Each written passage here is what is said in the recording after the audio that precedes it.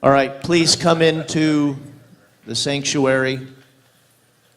So we are pleased to have Kathleen and Matt with us once again. And I quote to you the great proverb of all, a man who is his own lawyer has a fool for his client, right? Amen. Don't do something that they can do a lot easier for you and the contacts that they have. I mean, this is their job and their business, and don't think, oh, I can just do it. That was the greatest wisdom I ever got from Bill Lukeman. Just let them do it. And so we're always thankful that they're here and participate with us. We'll have plenty of time for question and answer. There is a legal update part 2, which is after this. So if we don't get to all of your questions on the first session, we have a second session. So thank you, guys. Let's just get going. Well, good morning. Kathleen Victory. She is a co-managing member of our law firm, Fletcher, Heald, and Hildreth. I'm Matt McCormick. I used to be one of the co-managing members of our law firm. Kathleen, we're forsaking the desk right now because we're not worn out yet. Maybe you guys will. Maybe do in the that next too. session. Yeah, so we've been doing this for a long time. Kathleen's been practicing communications law since 1986. I've been doing it since 1979. We've seen a lot of changes. One of the things we do is we follow what's going on at the FCC on a daily basis. For instance, we knew yesterday when they had a flood in the building that the FCC was closed down yesterday. And why we know it had that a they're flood, we open don't today. know. So today we're going to start out talking about, we have about 4 different things we want to hit in this particular session, but we're going to be, both in this session and in the next session, we'll take on any questions you have. The 4 items that we're trying to hit now are the renewal cycle, which is going to be coming up for all stations over the next 4 years. And Kathleen will go into some of the sequencing that's involved in that. The other thing we're going to talk about for your full power stations is the online public inspection file, and that's going to be tied to your renewals. It's going to be very important to your renewals.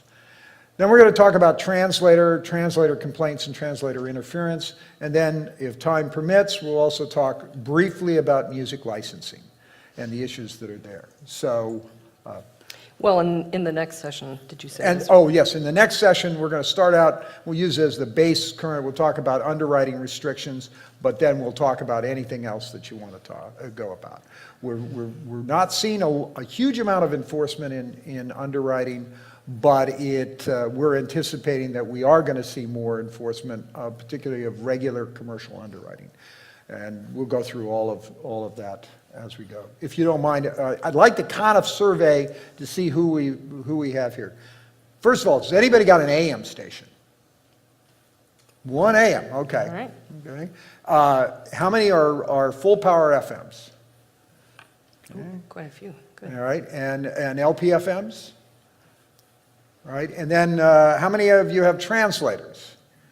All right, quite a few translators. How many are you dealing with the interference complaints about your translator? How many are you dealing with translators that are interfering with you? Okay, 1. So we might alter our discussions a little bit because we were anticipating, frankly, because in our practice, translator interference has been a big deal. And they're hand-to-hand combat. That we've encountered many times, listener by listener.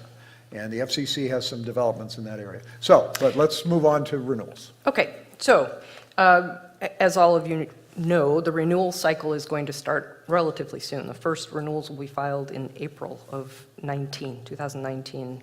And for radio, the filings will continue every other month until April of 2022. Yeah, 2022. The first is the FCC handles renewals every 2 months on a state-by-state basis. So it's a rolling basis. The first is the District of Columbia, Maryland, Virginia, West Virginia, and then it moves on. The renewal form itself is a bit different than it used to be, although it's been pretty much the same for the last couple of renewal cycles. It used to be that you had to provide huge amounts of documentation and backup for the efforts that you made to meet the public interest standard. Now the form itself is almost entirely certification-based. So you are certifying to the FCC that you did the things that you were required to do under the rules. This year, this renewal cycle, is the first time that the renewal application itself will be filed in the new filing system, the LMS system, instead of CDBS. I have been told by the staff that they are working on the form now. It's not yet available, but that the basic questions will be the same as the questions that were on the renewal form in the last cycle. So, that said, because the form is certification-based, the responses to the question seem very, very easy, but it is absolutely imperative that the questions be answered honestly. And bearing in mind at all times that a failure to answer completely honestly is a misrepresentation to a federal government agency, and that's the basis for taking away your license. So, in the past, one of the questions on the form asks about violations of the FCC's rules. First of all, the question relates to, you don't have to self-diagnose as a general rule for overall violations of the rules. But then there are specific questions, and we'll dig down a little bit into the individual questions. But, for example, there is a question on whether or not you have filed everything in your online public file. It'll be online this year, and we're going to get to that next. But whether or not you've placed all of the required documents in your online public file in a timely manner. This one's going to be a huge one for radio. This is the first time that radio will be filing renewals after the online public file has been activated. The online public file has a timestamp. The FCC can see it on their side. So if you certify that you filed everything and you filed everything timely, and that's not accurate, that's a misrepresentation. They can get you for violating the rule, not timely filing something, not timely uploading to your public file, but they can also get you for misrep. We believe, if passed as prologue, that the FCC will be a little bit more lenient on radio as regards the public file issues, because it's the first time that people have just gone over to the online public file, we hope. But we would admonish you to be very careful to answer the questions honestly and completely, to disclose if you did file something late or you failed to file, because that way at least you're protecting yourself against a misrep. And the chances are, if you failed to file something timely, but you filed this, fairly soon after, you're probably going to get at most an admonishment rather than a fine. An admonishment is the equivalent of a wag of the finger. Yeah, a slap on the hand. Okay, so along with the renewal form itself, you'll have to file a biennial ownership report, which, as you probably all remember, we went through not very long ago, and that was done through LMS for the first time. And it was more of a hassle last time because with the new filing system, we had to do everything anew. You couldn't just certify an old form and say that changes hadn't been made or merely reflect the changes that had been made. This time you will be able to certify if no changes have been made or simply modify. I'm sorry. Just a quick thing. LPFMs do not have to file a biennial ownership report. They will have to file a renewal. They will, and the renewal form, I believe, is going to be identical to the full powers. Right. I think that's accurate. Along with the ownership report and the renewal form goes an EEO report, which for stations that have 5 or more full-time employees, full-time defined as 30 hours per week or more, you are required to file annually a public file report and upload that now to your online public file. But at the renewal time, you would file a report that uploads the last 2 years' reports and make certain certifications about your EEO program. I'm not going to go into that in any great detail because I think you're probably all familiar with that, but I'm more than happy to answer any questions if you have questions. Now, do you want to talk about some of the questions on the form? Sure. So one of the questions, and Kathleen touched on it, was the question about disclosing any violations. As Kathleen said, you don't have to fess up. You don't have to say, well, we really have been running over power. First of all, don't run over power. But what it's calling for is if you've received something from the commission, if you've received a notice of violation, if you've received a notice of radio station condition, which is kind of the lowest level that comes about, you need to report that. If you've received a forfeiture order, you need to report that. Anything else that you've been cited by the commission one way or another for a violation, that needs to go in the report. Now, the commission could look it up itself, presumably, but that's not how they do it. You disclose what's there. You don't have to, if you go through an alternative inspection through your state Broadcasters Association and they find that everything in the world is wrong with your station, you don't have to report any of that. You need to go ahead and only report the things that the commission has found. One of the other questions, as we've talked about, is the disclosure of whether you've been put everything in your public inspection file. We'll talk more about the online public inspection file in a little bit. Let me actually ask it, and I do not wish to embarrass anyone, but as we've done this, we've had people say, what are you talking about? Is anybody in here unaware of the requirement for full power stations to have an online public inspection file as of March 1?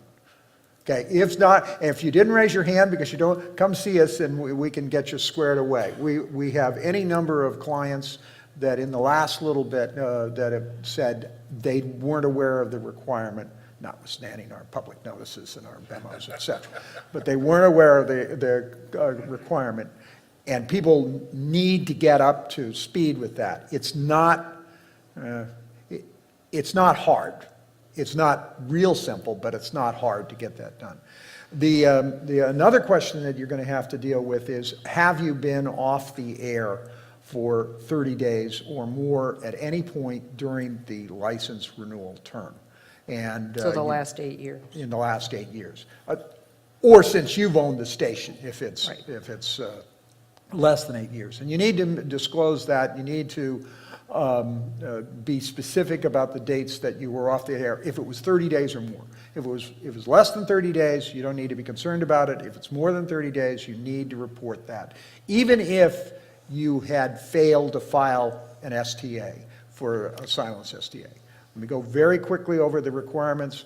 Whenever you are off the air or operating with reduced power facilities, you have to notify the FCC 10 days after that event occurs.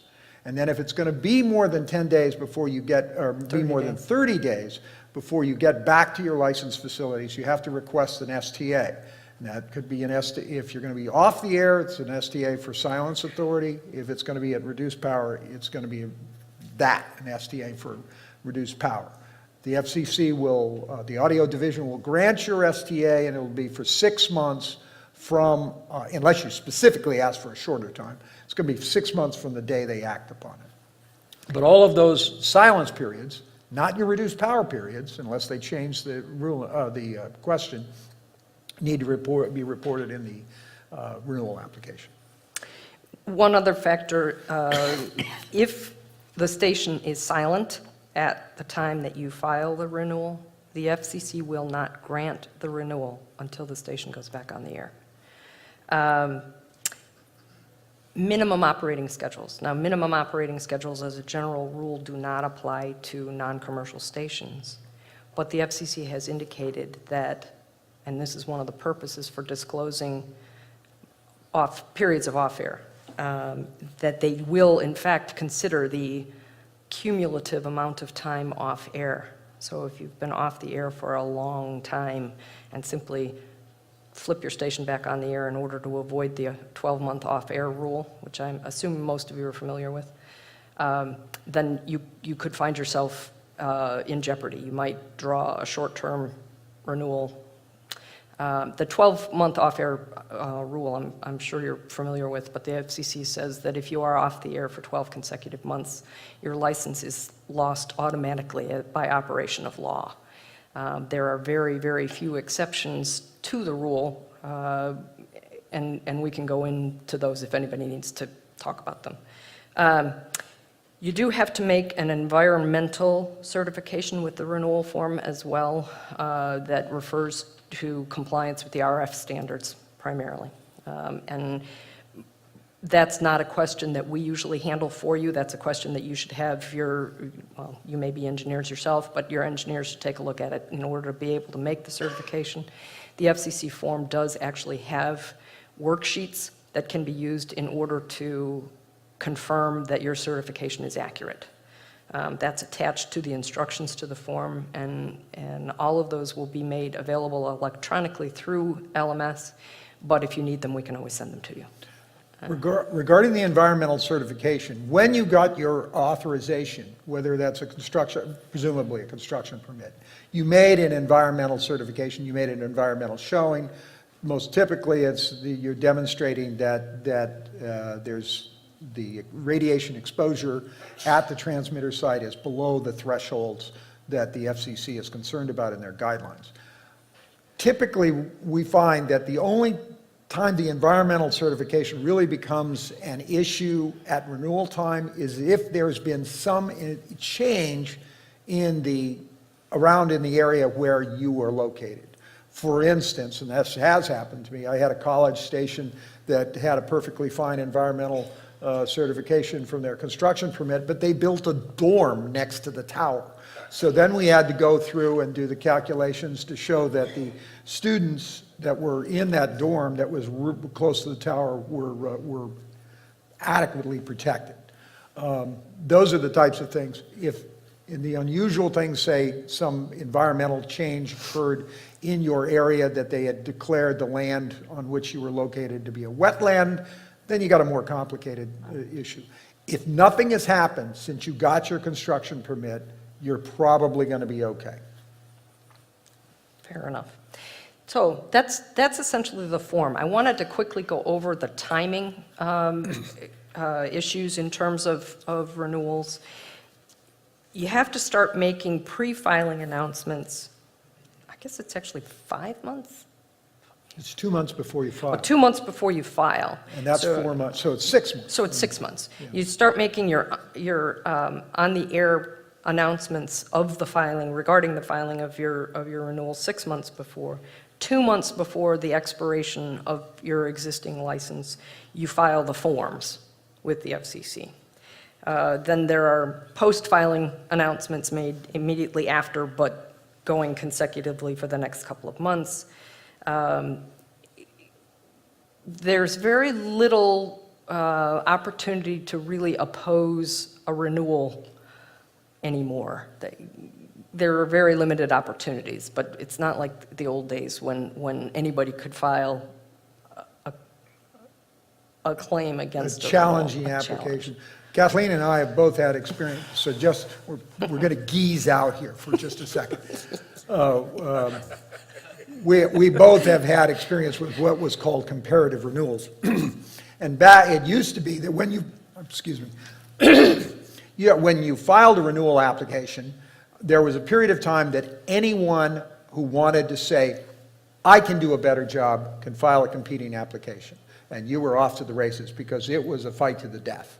Because only one of you was going to win, and they were expensive and nasty issues. Now, the only thing that can happen is someone could file a petition to deny against a radio station, alleging whatever, that the owners are really not U.S. citizens, or that in fact that has come up recently. The owner is a felon. Right. Or that someone was a felon. I think we I've both dealt dealt with with those cases. And you go through that process, and if at the end of the day, in the rare instances where they take away the license, it's a matter that the license is then available for other people to apply for. It's not like the challenger gets the license. So there's far less of an incentive for someone to file against you. It is still possible, and that petition to deny deadline is 30 days before the expiration, the nominal expiration of your license.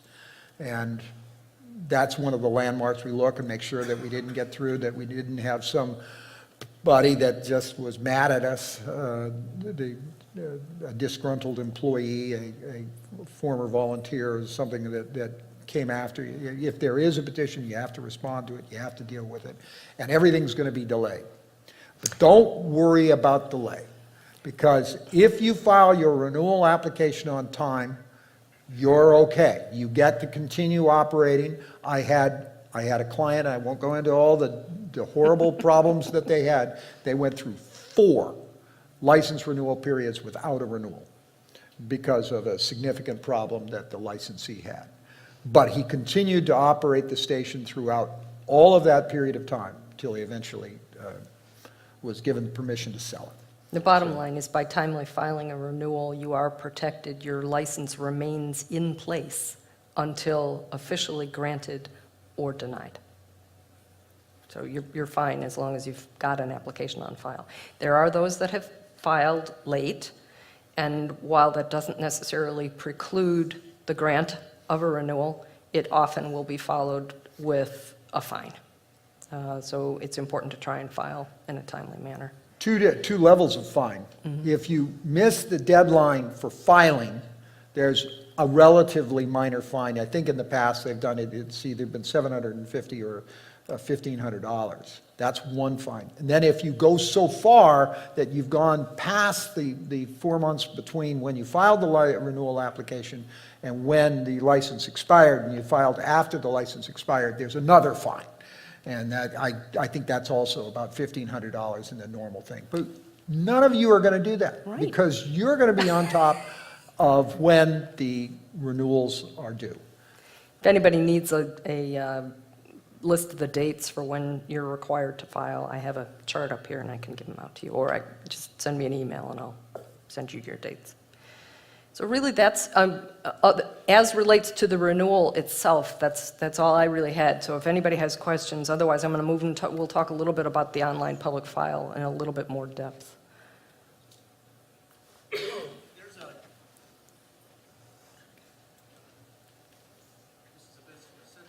Uh-oh. There's a gentleman in our area that was granted an LPFM when they first came out, which was, what was that, 05? I goes think it back. actually was before that, but let's, 01. He's never been on the air. Never? Never. Never. Now, what I thought was that if he was reported, the license would be taken, but it would not be available to anyone else. Are you saying that if they take that license, they would make it available? the The next FCC? time, for an LPFM, let's start with LPFM. If it was reported and his license was canceled, which it should have been, then the next time the window for LPFMs opened, you would be able to file for that channel, or someone could be able to file for that channel. They cannot do it now. If it is a commercial, and in other words, a non-reserved band, 92.1 to 107.9, and someone basically lets the license go, the next time they have an auction, someone could apply for that, to participate in the auction and bid on the auction to get that channel. It is a multi-part, if it is a reserved band, 88.1 to 91.9, FM station that full power FM station that they've let go, another person could go in and apply for it the next time they open a window.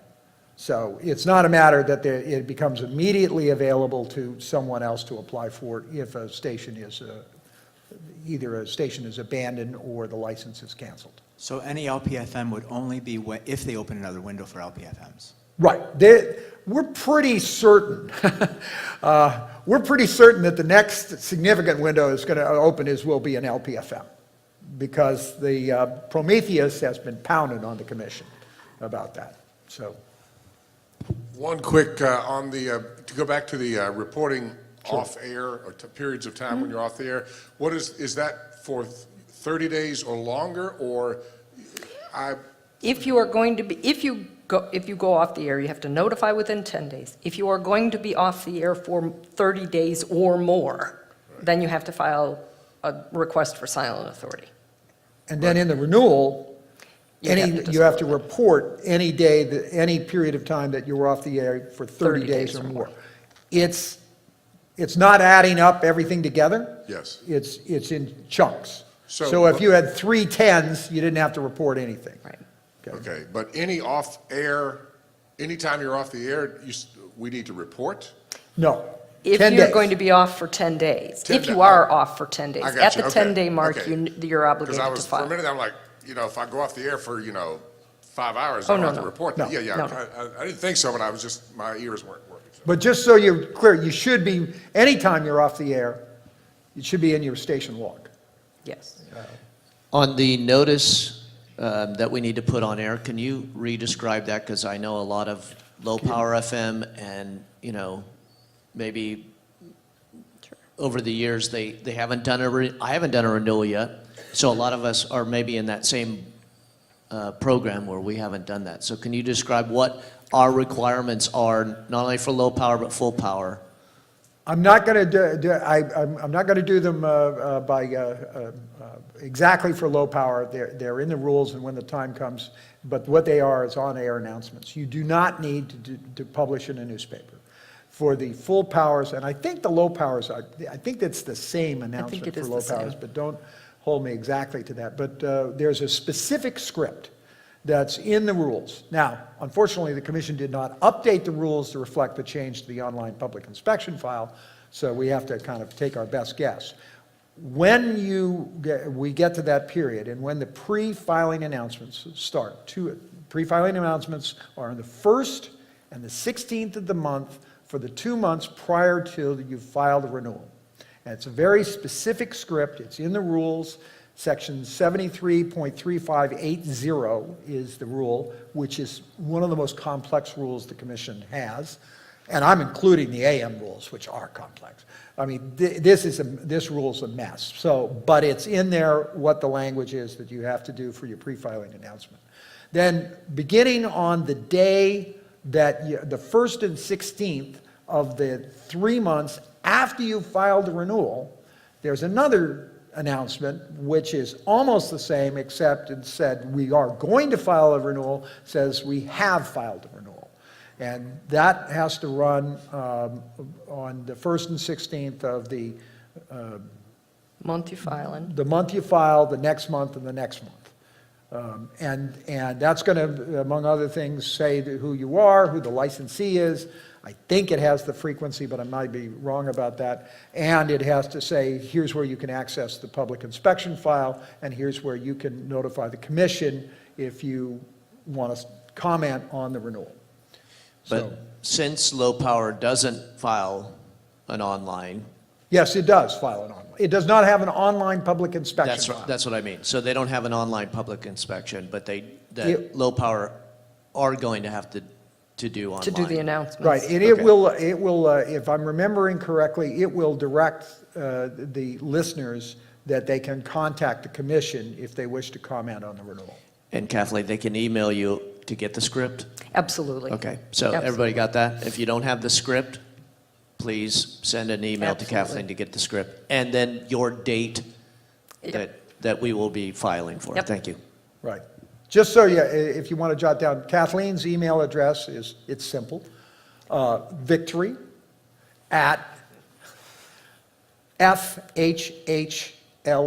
victory@fhhlaw.com. Foxtrot, Hotel, Lima Alpha Whiskey.com. And mine is McCormick, ICK, mccormick@fhhlaw.com.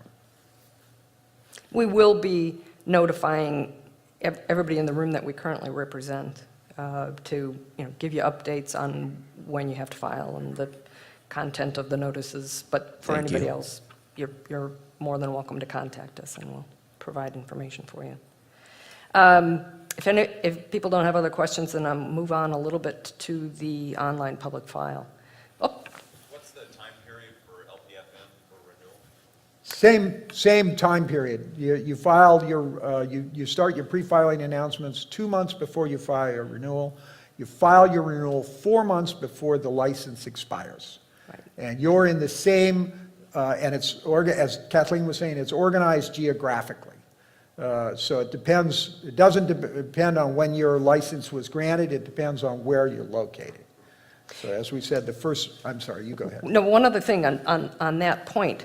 When you file is not dependent on when your license was granted. Point is that there are some people who will actually have had a license term of less than 8 years.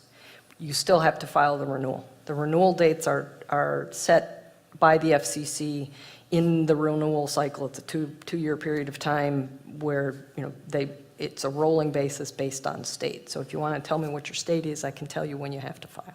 Texas. Let me see. Texas. We'll have a little musical interlude between. Sorry. It's not jumping out at me. Texas. I know, and there's not a lot of states. Oh, you will file your renewal on April 1st, 2021. You will start your pre-filing announcements on February 1, 2021, and your license expires on August 1, 2021. I have a quick question. So we have to add the on just the 1st and the 16th of the month, or from the 1st to the 16th? No, Go 2 ahead. days. Just on Just 2 the days? 2 days. And also, while you're looking them up, can you look at Maryland? Sure, Maryland is. That's number one. That's number one. You will start your pre-filing announcements in April of 2019. You will file your renewal on June 3rd, 2019, and your license expires on October 1, 2019. Thank you. Sure. The FCC's. Of It course, does. your actual license authorization itself tells you when it expires, but. Which, right now, still needs to be posted in your main control room. There's a proposal that's not been adopted It yet, has but not we're been expecting adopted, it to yeah. be adopted. They're going to get rid of that rule, and you no longer will need to post it. Ron's license expired last year. No, it didn't. No, it didn't. So let's talk about the online public inspection file. And we can, by the way, in the second session or in between, feel free to come up with any questions you want. The online public inspection file has been rolled out over a number of years. Non-commercials, which presumably all or nearly all of you are non-commercial stations, became obligated to have their public inspection file online as of March 1 of this year. The system, the online public inspection file is maintained by the commission. It's a commission website, and you go through a procedure, which I won't describe here, but all I will say is there's a difference between password and passcode when you get it set up. So once you get it set up, everything that you filed with the commission, almost everything that you filed with the commission, was automatically uploaded to the file. And all you had to do is leave it there. Some things, if you wanted to take good care of your file, you could take down some things that weren't required. You turn the off button to remove things that were no longer required. But your ownership reports, your license authorizations, your Assignment applications are all there. The things that you need to upload is, one, your EEO reports if you have 5 or more full-time employees. Let me ask, do any of you have 5 or more full-time employees? Okay, all right. You need to do an annual EEO public file report, which is not on a form.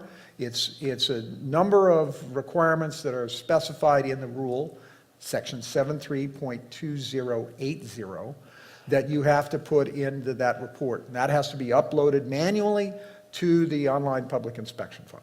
And it needs to be placed on your websites if you have one. Right. Just the current year, you can take the prior years down off your website. Strangely, as long as we're talking about websites and the online public inspection, or the EEO report kind of highlights this. The EEO report has to have a direct link somewhere on your website that goes to the EEO report. The online public inspection file also has to have a link, and it has to be on your homepage. So you'll have to, if you have 5 or more full-time employees, you'll have at least 2 links on your website to your online public inspection file, or to the EEO report. Okay, the other major element for the online public inspection file probably doesn't apply to any of you unless you happen to have a commercial station, is the political file. Actually, I take that back. You could have a political file even as a non-com, but most of you are not going to have that. The political file, I'll go through it quickly, is if something would go into the political file, you've got to upload it. You could go back 2 years and upload everything in the past, but you're not obligated to. You just need to upload from March 1 on, anything that would be required to be in your political file. And those materials have to remain there for 2 years. Then you can take them down. So you can take them down on a rolling basis. But you have to have everything from March 1 of this year going forward in there for at least 2 years. I would say that if you had a candidates forum, it should go in the, even though arguably it's a bona fide news event, if you have a candidates forum, it should go in the political file as a matter of, rather than debating about whether it must be or must not be, do put it in the public inspection file, in the political file, if you have a candidates forum. Is that for equal time? Is that correct? Is that for the equal time? It can be, yeah. I mean, but it also could be in, like I say, in a candidates forum, assuming that the station is controlling the question, so it's more like a debate, then it's we're getting into the weeds a little bit. It's a bona fide news event. On the other hand, if you say, okay, candidates, we're going to give each of you 5 minutes to talk, and you can talk about anything you want, then that is subject to the equal time, equal opportunities provisions, which we can, let me suggest that if anybody has political questions, let's handle them in the next session. But now let's get to the big one for your online public inspection. Go ahead. Your quarterly issues programs list. Now, when we went to the online public inspection, I cannot tell you, well, actually I can, 4 people that came to me and said, "What are you talking about?" And I said, "Well, is this a new requirement?" I said, "If new, you mean like 40 years?" Yeah. So everyone has to have, each quarter, a quarterly issues programs list. And that's, the basic rules are that the licensee identifies a number of issues that they've addressed through their programming, and then they're supposed to list the most significant treatment of those issues. Now, there's no minimum number of issues that have to be addressed, no maximum number of issues that have to be addressed. I just reviewed one where it had 36 different issues. I said that was a little excessive, but it's not against the rules. You have to identify in this quarterly list the issues, the programming that address those issues. You don't have to list everything, you just have to list some. You have to list the name of the program, the duration of the program, the date, and the time it ran, and then also you should list whoever the guests were and the topic addressed. Typically, we see 3 or 4 programs per issue. You are given huge discretion about choosing whatever issues that you think you need to address in the community. It doesn't have to be just local issues. It could be national issues that are of importance to the community. It's your choice, but you have to identify programming that's in there. A list of PSAs will not cut it. PSAs can be used, but if you were going to do that, you would have to organize them and say, well, we did a campaign on, opioid addiction, and we ran 240 PSAs, and by the way, here's the times and dates we ran those PSAs. That would be permissible, burdensome, but permissible. But you have to have these reports. And we're anticipating in this renewal cycle that one of the things the FCC will do is when they're reviewing your renewal application, they will go to your online public inspection file and they will count. And if they don't find, assuming it's a full 8-year term, and if they don't find 32, 8 times 4, they're going to come and talk to you. Or they're going to contact your lawyer, Kathleen or myself, or one of the other lawyers in our firm, or whoever's representing you, and say, our search shows you're missing second quarter of 2017. Where is it? And, we'd come back and say, oh, sorry, here it is, or we were off the air, or something like that. But we are fully expecting that they will double check that those are there. Now, go ahead. One comment in that same vein, if past is prologue, with television stations, they not only went in and checked to see whether or not there were the appropriate number of issues, programs, lists, but they came back to us and said, we don't like the form, we don't like the way you put it together, go back and redo these 4 quarters. Now, for the most part, they didn't make us go back for a whole license term, but they did make us go back, sometimes 2 years, sometimes 1 year, but there is no absolute prescribed form. The FCC doesn't establish a form. They do establish what information needs to be in the form. So as long as the requisite information is actually there for each of your programs that you're relying on, you should be fine. But I anticipate that we will get lots of calls from the staff, both on whether or not all of your issues programs are there, and in some instances, the way you reported your issues programs. Remember that issues programs go back to the old days of the obligation to affirmatively go out and talk to people in your listening areas to ascertain what issues are of interest to your listening public. And while you are no longer required to go out and do the level of ascertainment that used to be required, these reports are reflective of what you have determined are the issues to your listening public. I have to just geese out again, because it used to be just Ascertainment. unbelievable, because they had a list, and I want to say 26 categories of community leaders that you had to go through. And then you had to do, and I'm not sure you had to do it for renewals, but you certainly had to do it for construction permits. You had to do a random survey of the community as to the issues that were important there.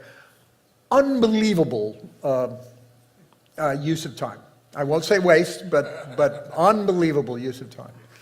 So let me think. I think we've covered. One other factor, contracts. Oh yes, thank you. Play on. Well, the FCC's rules require that certain contracts be placed in your public file, and that this is a 2-part discussion here. First, you have to have your articles of incorporation, your bylaws. Certain loan documentation is required to be in there if it has an impact on who has the right to exercise certain powers with respect to the station on a going forward basis. If you have agreements with citizens, there's a fair amount of basic information that needs to be there, and if you've got questions about that, I'm more than happy to discuss it. One of the things the FCC is specifically considering, and in fact, I think this one is teed up for the next meeting, which is on the 23rd of this month, is to eliminate the requirement to file paper copies of those contracts, because they are all now supposed to be in your online public file. So why do both? Right now, you're required to file on paper and upload them to your online public file. So hopefully that the additional paper filing obligation will go away. These contracts, and including with that, the articles of incorporation and bylaws are also supposed to be listed in your biennial ownership report. network affiliation agreements, now you're network not. affiliation agreements. Radio or television. So that I think is pretty much, I mean, you can really dig down into the requirements of what have to go in the public file. When you're actually on the online public file, the FCC actually lists information about the categories of documentation that are actually required and the retention periods. The retention periods are also in the FCC's rules, and, we can direct you to that. If you have any questions, feel free to contact us, and we can help. For non-commercial stations, the rule number is 73.3527. And it's relatively straightforward. So any questions about the online public inspection file? Bill? I just want you to remind everybody that does not apply to low power. This does not apply to low-power FM for online public filing, thank It- Jesus. Exactly, exactly. I don't want anyone to get scared. The LPFMs, I don't want to say you guys have it easy, but you guys have it easy.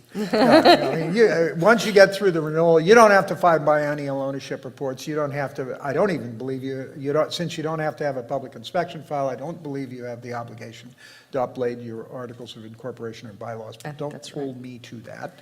And it's fairly simple. And you don't have to, you don't have the, it's a very rare LPFM station I've had that's had more than 5 or more full-time employees. You mentioned making sure you have the public file on the website, but it has to be on the home page, not like a link Okay, somewhere. let me go through it.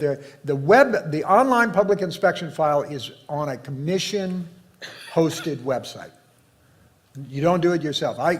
Some of my clients, I have a couple of clients that had their own online public file system that they set up, and I had to say, well, that's not good enough anymore. We have to move to the commission-hosted site. So it's going to be on the commission-hosted site, and then you have to have a link to your station on the homepage of your website, assuming you have a website, to the commission's online public inspection file for your station. And it Now- has, so how visible, it has to be very clear where. It has to who's be your on client. the homepage. Has to be Now, on the they have not gone so far as to say it has to be in the first visual representation. It could be all the way down, where you have to At the scroll bottom. down a long way. But it has to be on the homepage. It's not supposed to be on a link, where you said station information and you go to that next page. Whereas if you had 5 or more full-time employees, you could put the annual EEO public file report down 2 or 3 pages before that. The online public inspection file must be on your homepage. And my second question is, with the employees, that's employees of the station, Correct. but if the church owns the station, it's not the employees of the church? That's correct. Okay. Right. And sometimes we do wind up with debating about that. Well, what if someone works part of the time for the radio station and the rest of the time, say, in administrative duties for the church that are not related to the radio station? Is that full-time or part-time? Who knows? Right. I would normally consider them part-time and thus not counted.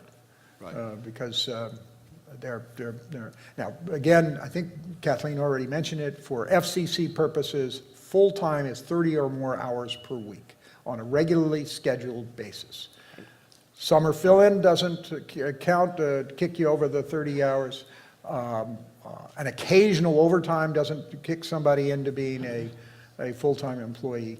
Temporary employees don't count, so if you had summer interns, they don't count towards that total. It's regularly scheduled, people that are regularly scheduled to work 30 or more hours per week. One other factor to consider there is if you have more than one station in a market, the FCC looks at the employment unit, meaning all of the employees of commonly owned stations which share.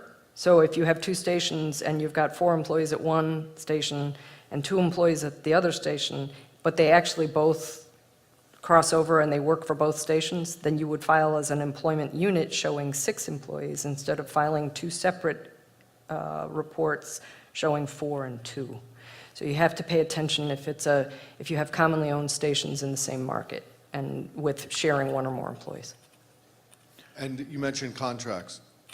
That's not contracts that you would have with like, we might have. It's not underwriting contracts or advertising contracts. Airtime with the No. program, okay. No, not, and if there was an airtime contract, and I can't remember right off the top of my head, if there's an airtime contract of a substantial amount of time, then you would have to do that. But that's a very unusual situation. That's It would- more akin to a time brokerage agreement, which is a little bit unusual for non-commercial stations anyway, and that gets into a whole nother set of issues. But if you had a traditional LMA or TBA, that would have to go in the public file for the licensee station.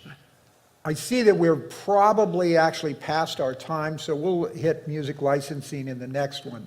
I just want to mention this one thing, if you don't mind, No. Kathleen, that, and this has come up recently, and whenever you're going to change something in your station, let your lawyer know. If you're going to change the antenna, let your lawyer know. Then they can let you know, depending on what type of station you have, whether something has to be filed.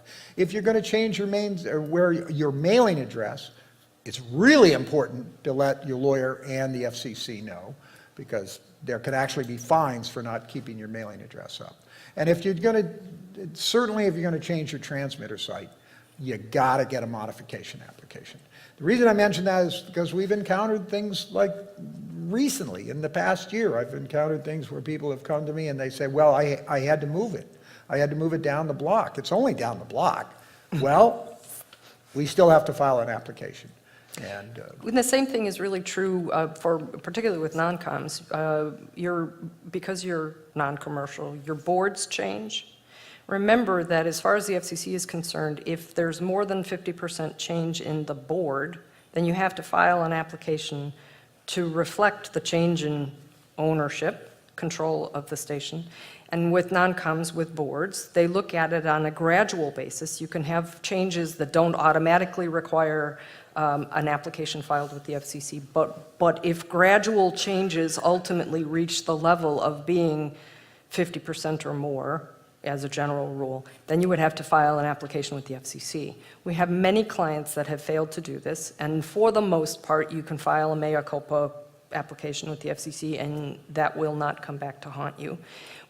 But it's best not to let that happen if you can help it. Right. The FCC does require prior approval. So if you know you're going to have changes in the board that are going to reach the 50% level, then let us know before you make the change so that we can get the application on file. Doesn't take very long. So we're going to take a 10-minute break.